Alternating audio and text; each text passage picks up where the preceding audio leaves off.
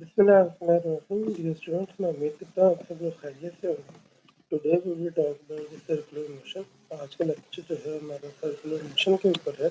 आज के लेक्चर के अंदर हम ये स्टडी करेंगे कि जब हम किसी भी टू डायमेंशनल मोशन की बात करते हैं तो हम उसका सेकंड केस स्टडी के तौर पर सर्कुलर मोशन को लेते हैं। लास्ट लेक्चर में हमने प्रोजेक्टाइल मोशन को लिया था, तो इसमें देखेंगे कि किस तरह से बॉडी जो है वो सर्कुलर मोशन में ट्रैवल कर सकती है और उसके कौन-कौन से पैरामीटर्स हैं और इसकी कौन-कौन सी कैटेगरीज बनाई जा सकती हैं, और उस हवाले से हम इसकी डिफरेंट 2 टाइप्स हैं उसको भी स्टडी करेंगे।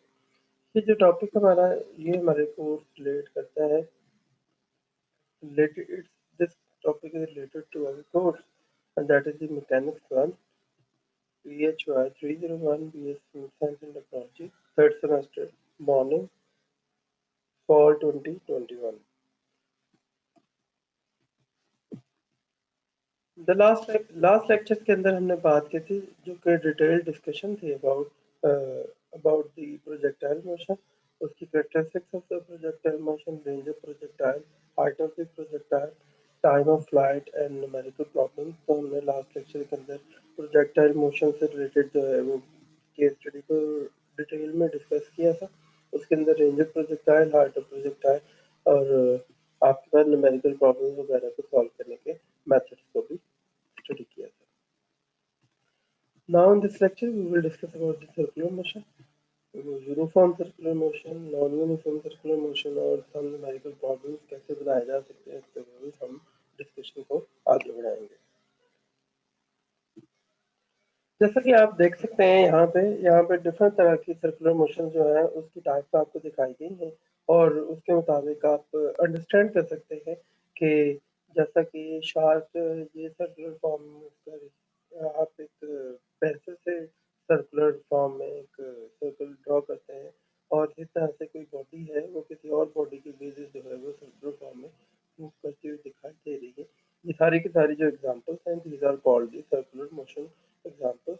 और इसमें जो एक गौर करने वाली बात है दैट इज कि जो भी आपके पास बॉडी है जो सर्कुलर पाथ में मूव कर रही है वो सारी की सारी उनकी जो डायनेमिक्स है is totally bounded with the circular path. तो ऐसी मोशन जिसके अंदर बॉडी जो है सिर्फ और सिर्फ एक पाथ जो सर्कुलर पाथ है उसको फॉलो करती है, it is called the circular motion. तो आप इसको डिफाइन कर सकते हैं this way, the motion of the object along the circular path is called the circular motion. तो किसी भी ऑब्जेक्ट की जो मोशन है along the circular path it is called the circular motion. तो आप उस हवाले से जो है इसकी सर्कुलर मोशन को डिफाइन कर सकते हैं। तो with respect to the velocity और with respect to the speed, यहाँ पे हम दो कैटेगरीज करते हैं हमारी सर्कुलर मोशन के लिहाज से। The first category is called uniform circular motion और जो सेकंड कैटेगरी है that is related to the non uniform circular motion. पहली कैटेगरी के मुताबिक आपके पास जो स्पीड होनी चाहिए वो कांस्टेंट होनी चाहिए, जबकि दूसरी कैटेगरी के मुताबिक जो है वो स्पीड भी वेरी कर सकती है। तो स्पीड और वेलोसिटी का क्या कंसेप्ट है और किस तरह से हम इन दोनों को डिस्क्रिमिनेट कर रहे हैं इन दोनों कैटेगरीज को, तो आइए देखते हैं कि सिचुएशन जो है वो किस तरह से अंडरस्टैंड की जा सकती है। So let's start with the first, that is the uniform circular motion। ये पहला हिस्सा है जो कि यूनिफॉर्म सर्कुलर मोशन के साथ रिलेट करता है। When a particle moves in a circle with constant speed, याद रखिएगा कि अगर आपके पास जो है बॉडी किसी कांस्टेंट स्पीड के साथ सर्कुलर पाथ में मूव करती है then the motion of the object is called uniform circular motion. तो इस तरह की जो मोशन होती है हम इसे क्या कहते हैं, यूनिफॉर्म सर्कुलर मोशन कहते हैं। एज यू कैन सी है कि अगर आप एक स्ट्रिंग लें और एट द एंड एक बॉल को बांध दें और उसको घुमाना शुरू कर दें तो ये आपके पास एक सर्कुलर पाथ बन सकता है। और अगर आप गौर करें तो तो अगर ये एक जैसी स्पीड के साथ अगर आप इसको घुमाते हैं तो ये जो मोशन होगी बॉडी की वो कहलाएगी आपके पाथ सर्कुलर पाथ पे रहेगी।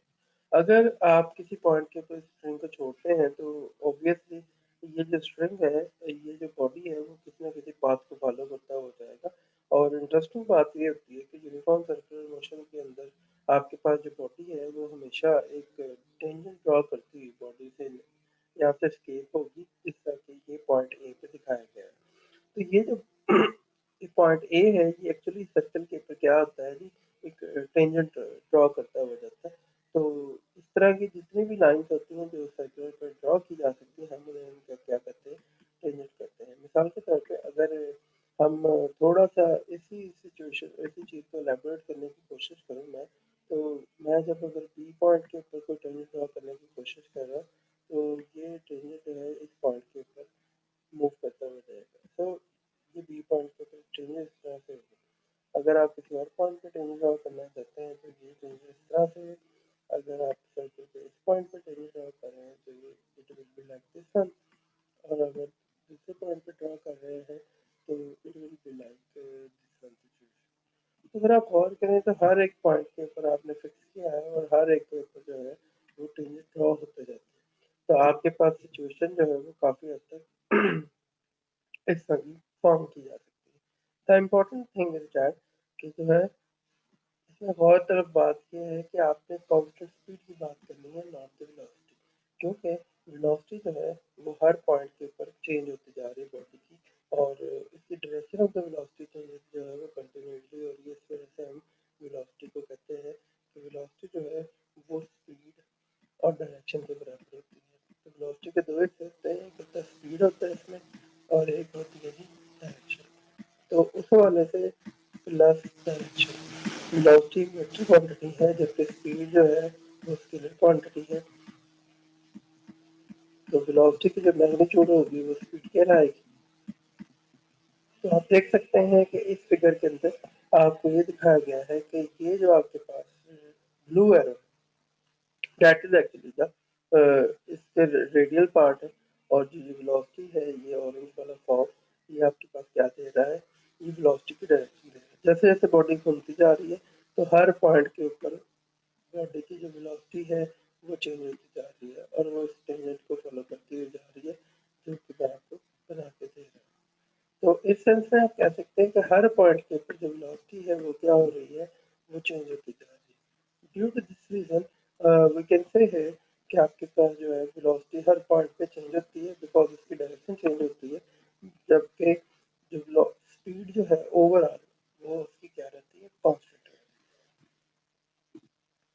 सो द इम्पोर्टेंट थिंग जो है वो ये है कि अगर कोई बॉडी सर्कुलर में घूमती है तो इसका मतलब है there must be a force. हालांकि हमने फोर्स की जो मुकम्मल बात है अभी तक नहीं की हुई पूरे कोर्स के अंदर, हम इंशाल्लाह अपने नेक्स्ट लेक्चर के अंदर फोर्स को कंप्लीट करेंगे। और फोर्स का ताल्लुक जो है वो एक्सेलरेशन के साथ होता है। तो it's a very clear thing about that कि और कि अगर आपकी कोई बॉडी सर्कुलर में रहती है तो इसका मतलब है कि जो फोर्स है और एक्सेलरेशन है वो भी डायरेक्टेड टुवर्ड्स द सर्कल है। As you can see in this animation कि आपके पास यहाँ पे दिखाया गया है कि किस तरह से आपके पास जो फोर्स है और जो वेलोसिटी है, ये वेलोसिटी टेंजेंशियल कंपोनेंट बनाती हुई जा रही है, जबकि जो फोर्स है वो इनवर्ड कंपोनेंट है। और आप इस एनिमेशन से अंडरस्टैंडिंग हासिल कर सकते हैं कि ये वेलोसिटी का कंपोनेंट, ये वेलोसिटी का कंपोनेंट हर पर्टिकुलर पॉइंट के ऊपर उसमें वेलोसिटी का कंपोनेंट को दिया हुआ है, और फोर्स जो है वो हर कंपोनेंट के लिए और हर पोजीशन के लिए क्या है जी, इनवर्ड है। तो इससे भी हम काफ़ी हद तक क्लियर कर सकते हैं कि आपसे कोई अगर वेलोसिटी की डायरेक्शन पूछता है कि जब सर्कुलर मोशन में होती है बॉडी तो तब किधर को होगी, तो आप देख सकते हैं ये टेंजेंट टू द सर्कल है। जो सर्कुलर पाथ बन रहा है ये उससे क्या है जी, टेंजेंट है। और जबकि जो फोर्स की डायरेक्शन होती है वो किधर को होती है, यूनिफॉर्म सर्कुलर मोशन में, तो वो जो फोर्स की डायरेक्शन होती है it is always inverse toward the centre of the circle. तो ये सेंटर है सर्कल का है, और ये आपके पास क्या है उसके इनवर्ट रहती है। आइए देखें कि किस तरह से हम जो है वो यूनिफॉर्म सर्कुलर मोशन जो है, अगर एक बात तो क्लियर है कि अगर फोर्स जो है वो आपकी इनवर्ड है तो ऑब्वियसली उससे रिलेटेड जो आपका एक्सेलरेशन होगा वो भी इनवर्ड होगा। अभी आपने डिस्कस किया था कि आपके पास अगर कोई बॉडी सर्कुलर पाथ पे है तो उसकी जो फोर्स होगी वो इनवर्ड होगी, और फोर्स के पैरेलल में ही एक्सेलरेशन होता है, तो एक्सेलरेशन भी एग्जैक्टली इनवर्ड होगा। और ये बॉडी की जो वेलोसिटी है वो क्या होगी, टेंजेंट होती है। तो उस वाले से किसी भी यूनिफॉर्म स्पीड जो है अलॉन्ग द सर्कुलर हो तो एक्सेलरेशन जो है एग्जैक्टली परपेंडिकुलर होता है, 90 डिग्री के इक्विवेलेंट होता है वेलोसिटी के। ठीक है, तो उस वाले से अगर देखें कि हम इन वेलोसिटी को किस तरह से फाइंड आउट कर सकते हैं, because the change in velocity with respect to time is called acceleration. तो अगर ये वाकई ही इनवर्ड है तो इसकी जो डायरेक्शन है वो भी इनवर्ड होनी चाहिए। तो उसको कंप्यूट कैसे किया जा सकता है? इसको कंप्यूट करने के लिए हम दो बॉडीज लेते हैं, that is the point A B है और ये पॉइंट सी है। तो पॉइंट ए और पॉइंट बी और पॉइंट सी जो है हम उसके ऊपर वेलोसिटी ले लेते हैं। फॉर एग्जाम्पल ये वेलोसिटी v1 थी और ये वाली वेलोसिटी आपके पास क्या है, v2। आप जैसा कि ये भी जानते हैं कि वेक्टर एक वेक्टर को दूसरे वेक्टर के साथ ट्रांसलेट किया जा सकता है। अगर ये v1 है और ये v2 है तो ये मिलके यूं एक ट्रायंगल बनाई जा सकती है कि v1 की डायरेक्शन मैंने वहीं के वहीं रखी और v2 की डायरेक्शन ये थी, तो ये दिस इज योर v2। और ओवरऑल जो है अब हमने चेंज को स्टडी करना है, एंड दिस चेंज ये दोनों वेक्टर जो है वो अपने साथ ओरिजिनेट हो रहे हैं v2 और ये v1। तो आपने इसका रिजल्टेंट लेना है। रिजल्टेंट लेने का तरीका क्या होता है, हेड टू टेल रूल के मुताबिक। तो हमारे पास एक ही सिचुएशन है, या तो हम इधर से इधर हेड टू टेल रूल लें या फिर इधर से इधर की फॉर्म में लें। अगर आप ये वाला हेड टू टेल रूल ले रहे हैं तो इसका मतलब ये होगा कि this delta v is equal to basically आपके पास क्या होगा, this delta v is equal to v2 minus v1।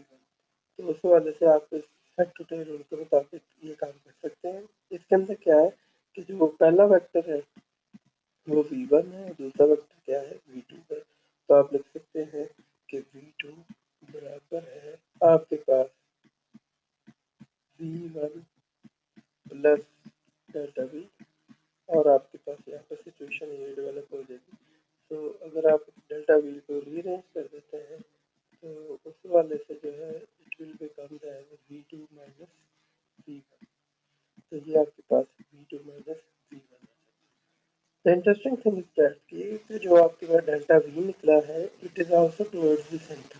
So that's why delta v जो है वो आपके पास टुवर्ड्स सेंटर है, जैसा कि आप इस ट्रायंगल में भी देख सकते हैं।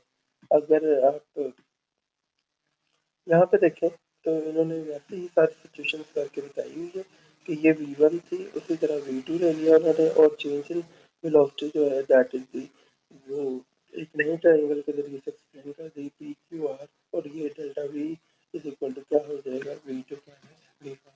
तो यहाँ पे ये भी बात एक्सप्लेन की जा रही है कि यहाँ पे जो चेंज इन वेलोसिटी है वो उसकी जो डायरेक्शन है it's towards the centre, so that's why जो एक्सेलरेशन होगा वो टुवर्ड्स द सेंटर होगा। अगर ये बात क्लियर होगी कि एक्सेलरेशन जो है वो टुवर्ड्स द सेंटर है, तो फिर द नेक्स्ट जो स्टेप है वो ये है कि आप अगर एक्सेलरेशन को टुवर्ड्स द सेंटर ले रहे हैं तो फिर एक्सेलरेशन की मैग्नीट्यूड क्या होगी। डायरेक्शन तो हमें पता लग गई है, फिर इसकी मैग्नीट्यूड क्या है एक्सेलरेशन की और किस तरह से कंप्यूट की जा सकती है। आइए देखें हम ये काम किस तरह से कर सकते हैं। इस स्लाइड के ऊपर जो है हमें एक्सेलरेशन कंप्यूट करने के तरीकाकार से समझाया गया है। ये तरीका बड़ा ही इजी है और हम इजीली इनको कंप्यूट कर सकते हैं। जैसे कि आप देख सकते हैं यहाँ पे उन्होंने एक सर्कुलर पाथ लिया है, इनिशियल पॉइंट और फाइनल पॉइंट के हिसाब से उन्होंने चेंज इन वेलोसिटी के हिसाब से बात कर ली है। ये भी v वेलोसिटी है, मैग्नीट्यूड के हवाले से ये भी v होती है। और आपके पास जो थीटा है इसके दरमियान बन रहा था, तो उन्होंने एक और ट्रायंगल ले ली। एक ट्रायंगल वो है जो एस आर और थीटा के हिसाब से लग रहा है, जबकि आपके पास जो है एक ट्रायंगल वो है जो वेलोसिटी के हिसाब से ली जा सकती है। आसानी के लिए अगर मैं समझाने की कोशिश करूँ तो हम इन पूरी सिचुएशन को यूँ कह सकते हैं कि S is equal to R theta. आपने पढ़ा होगा पहले भी कि ये आपके पास आपको बताता है relationship between the angle and the chord. S जो है वो आपके पास कॉर्ड होती है, आर इज द रेडियस होता है, थीटा इज द एंगल होता है। तो ये उस वाले से S is equal to R theta एक इक्वेशन होती है, ठीक है। और इसके मुताबिक जो है आपकी बॉडी इनिशियली यहाँ पे ये v1 पॉइंट था और ये v2 था, और उस वाले से आपने इसकी इक्वेशन को सॉर्ट आउट करके S is equal to R theta यहाँ पे पुट किया। देन आपने इन्हीं इक्वेशंस की मदद से आपने v1 और v2 की मदद से क्या किया, एक और इक्वेशन बना ली, सॉरी ट्रायंगल बना ली, जो कि आपको एक्सप्लेन करती थी कि ये डेल्टा v के बराबर है, जैसा कि अभी हमने पिछले स्लाइड पे किया। फिर हम ये कहते हैं कि दोनों वेलोसिटीज ऑब्वियसली स्पीड तो सेम है, तो इनकी मैग्नीट्यूड के हिसाब से देखा जाए तो v1 और v2 जो है वो बराबर है, तो आप इन दोनों को क्या कह सकते हैं, vv कह सकते हैं। तो at that stage we set that के delta v is equal to आपके पास क्या आता है, ये आपके पास v है, ये भी v है, तो इन दोनों की चेंज के ऑब्जर्व किया जा सकता है, और ये वाला आपके पास क्या है, एंगल है। अगर देखा जाए तो ये दोनों ही जो आपके पास ट्रायंगल्स हैं वो सिमिलर आ जाती हैं, और इनको सॉल्व करने का तरीका का बहुत आसान है। और आइए किस तरह से इसको हम सॉल्व कर सकते हैं। हमने S is equal to R theta वाली जो क्वेश्चन है उसको रीअरेंज करना है। As you can see here S is equal to R theta, इसको रीअरेंज करेंगे तो आपके पास क्या आ जाएगा, थीटा आ जाता है। थीटा जो है वो बराबर हो जाएगा एस ओवर आर।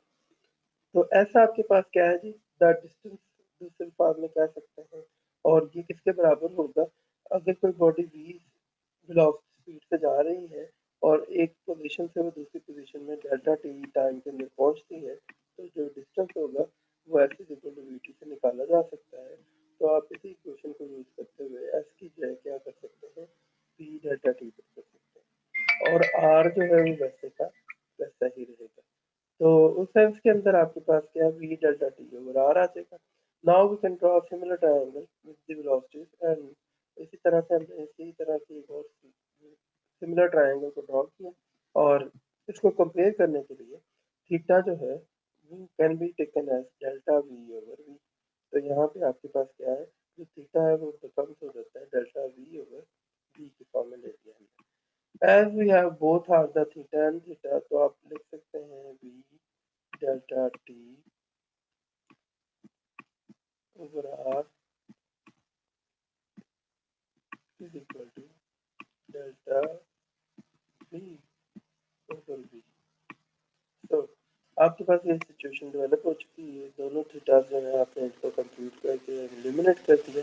हमारे पास जो है वो सिचुएशन बहुत इजी है कि ये जो डेल्टा वी है और ये डेल्टा टी है, इस साइड पे हमने एक्सेलरेशन चाहिए, और एक्सेलरेशन बराबर होता है change in velocity with respect to time.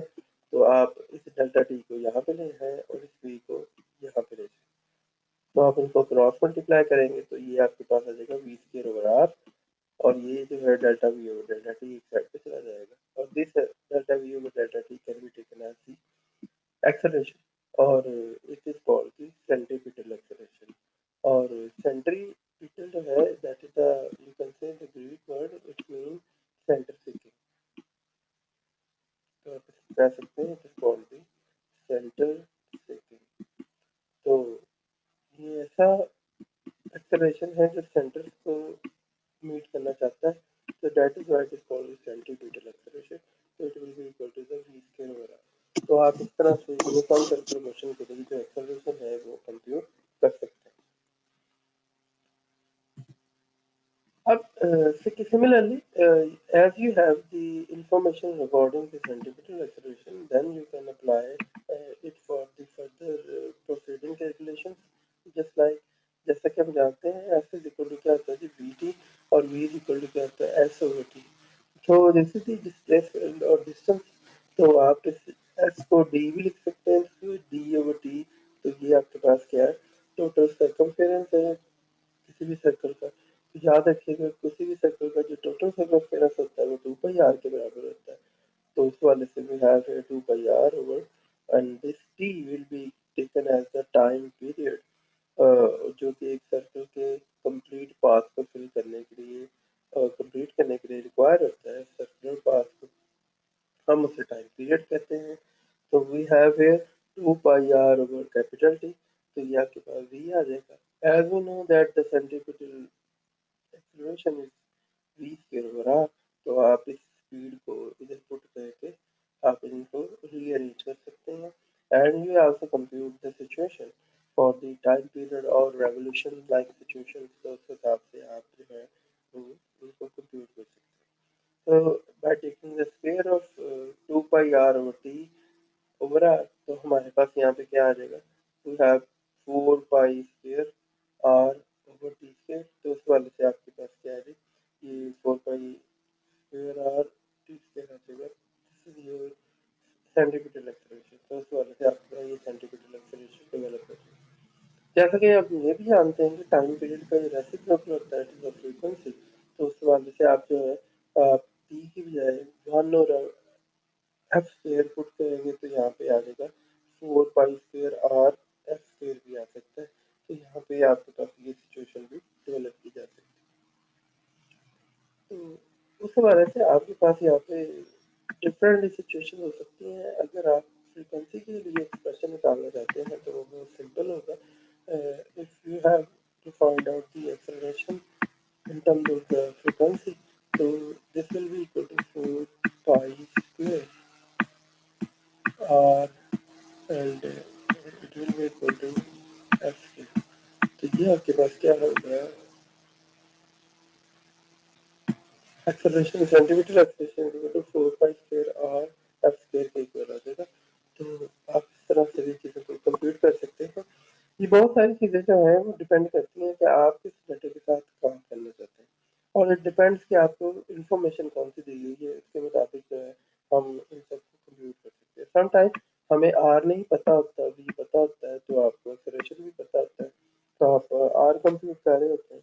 Sometime जो है हमें भी पता है, आर पता है, और फिर हमें हमसे पूछा जाता है कि हमें सेंटीमीटर एक्सेलरेशन कितना रिक्वायर होगा।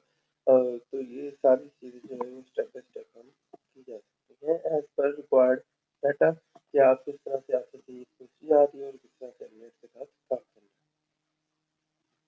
Similarly if we notice about that कि ये तो वो सिचुएशन है आपके पास जिसके अंदर आपके पास की सर्कुलर मोशन जो होती है वो यूनिफॉर्म होती है, because we have a constant speed होने की वजह से आपकी जो बॉडी है वो एग्जैक्टली 90 डिग्री पे रहती है, और इस सिचुएशन के अंदर वेलोसिटी और एक्सीलरेशन के दरमियान परपेंडिकुलर एंगल रहता है, exactly they are at 90 degree, और acceleration हमेशा towards the center रहता है।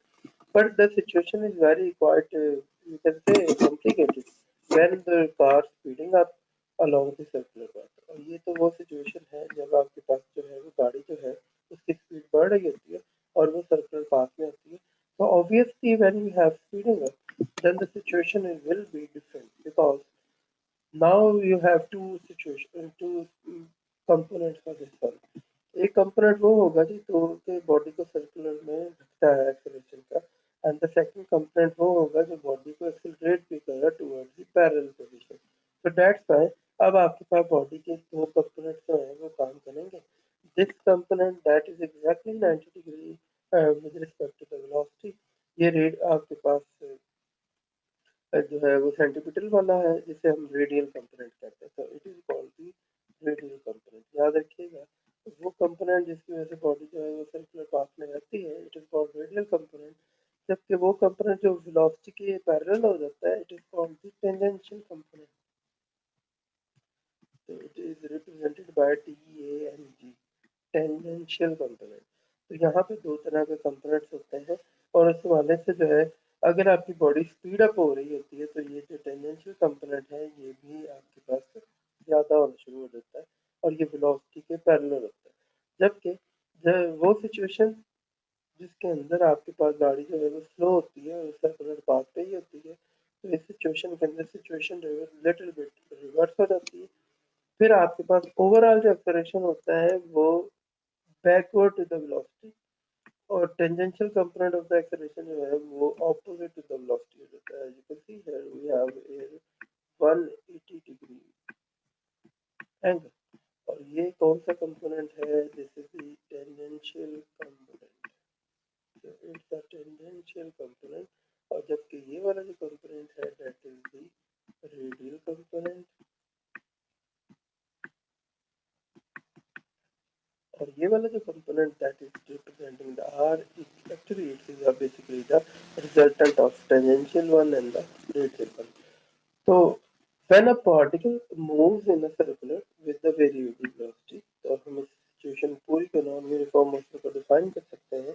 एक ऐसा पार्टिकल जिसके अंदर जो बॉडी जो है वो नॉन यूनिफॉर्म मोशन या फिर वेरिएबल स्पीड के साथ मूव करती है, जो motion is called non uniform circular motion. तो इस वाले से आपकी जो मोशन कहलाएगी वो नॉन यूनिफॉर्म सर्कुलर मोशन कहलाती है। और उस सिचुएशन के अंदर आपने फिर बॉडी का टोटल रिजल्टेंट जो एक्सेलरेशन है वो कंप्यूट करना होता है, बिकॉज इस दफ़ा हमारे पास दो तरह के एक्सेलरेशन जो है हमारे पास आ रहे हैं।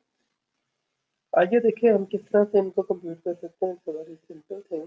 अगर हम इसके मुताबिक देखें, in uniform circular motion there is also a component of acceleration that is parallel to the instantaneous velocity as you can see in the figure. This component is parallel that we discuss in the section 3 और ये आपकी university physics जो book से वहाँ से लिया गया है। Here we call this component ATAN to emphasize that the tangent to the circle, the tangential component of the circle is equal to the rate of change of speed. So that's you can say जो हमने पहले निकाला हुआ है ये है radial component और ये वाला जो हिस्सा है ये तो हम जानते ही हैं बट ये जो हिस्सा है that is the new one और ये नोन एज टेंजेंशियल कंपोनेंट और ये है जी आपके पास डी वी और डी टी और ये नॉन सर्कुलर मोशन के लिए है।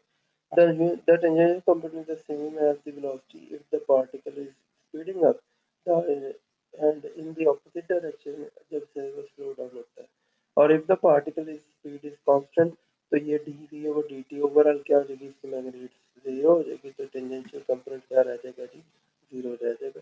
तो आप इस तरह से इसको कंप्यूट कर सकते हैं। बाकी यहाँ पे आपको दिखाया गया हुआ है कि किस तरह से बॉडी जो है वो मूव कर रही है और किस तरह से बॉडी जो है वो अपनी डायनेमिक्स को चेंज कर रही है। If you notice here that तो आप यहाँ पे देख सकते हैं कि बॉडी का यहाँ पे जो वेलोसिटी का कंपोनेंट है ग्रीन पार्ट से शो किया गया है जबकि ऑरेंज पार्ट से एक्सेलरेशन के कंपोनेंट्स को शो किया गया है। तो यहाँ पे आप देख सकते हैं कि कुछ पॉइंट्स ऐसे हैं जहाँ पे बॉडी जो है वो एग्जैक्टली जो है वो एक्सेलरेट नहीं हो रही मीन टू से बॉडी की यूनिफॉर्म स्पीड रहती है। तो इस सिचुएशन के अंदर बॉडी की यूनिफॉर्म स्पीड है और रेडियल कंपोनेंट टोटल मैग्नीट्यूड बराबर है आपके पास रेडियल कंपोनेंट के जो कि सेंटीमीटर फोर्स सेंटीमीटर एक्सेलरेशन की फॉर्म में है।